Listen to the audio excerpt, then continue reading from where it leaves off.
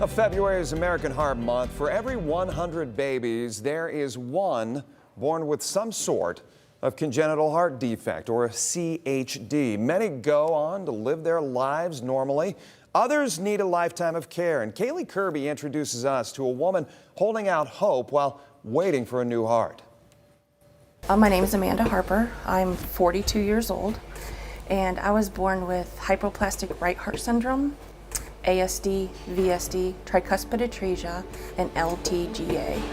If it sounds like a lot, it is. So let's take away the complicated medical language. Basically, in simple terms, I was born with half of a heart.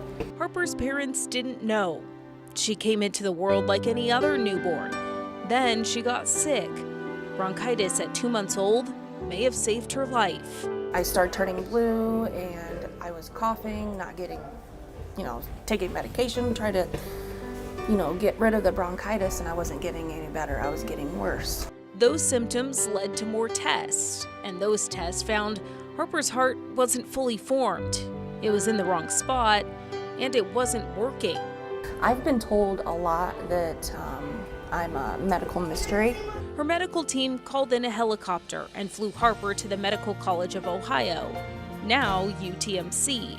Doctors used a shunt to increase blood flow to her lungs and realized she needed a significant surgery to save her life.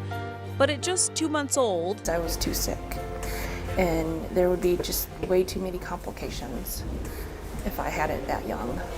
It took nearly 4 years for Harper to get well enough. 4 decades later, she hasn't forgotten. I remember my Fontan surgery like it was yesterday. It was very rough.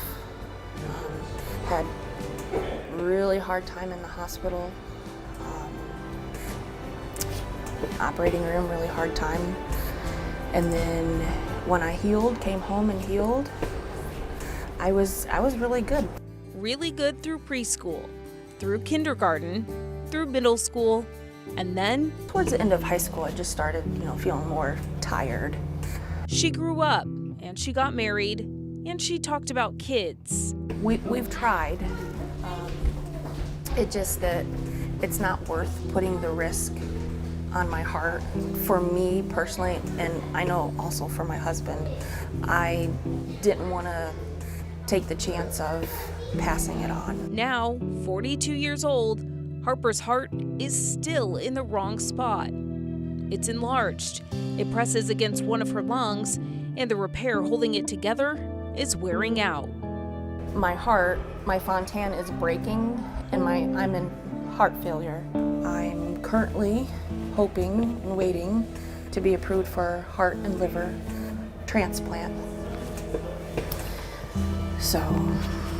So that means more tests and more doctors.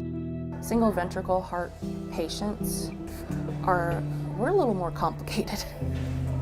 And more time spent wondering whether those complications mean she'll have to move to find the care she needs. I was at one point very angry and frustrated that I just completely shut myself off from everybody. But Harper has turned that isolation and frustration into something more. They see me advocating for myself and see me advocating for others. And I try and keep that as a big positive for me, that I'm going to be helping them out.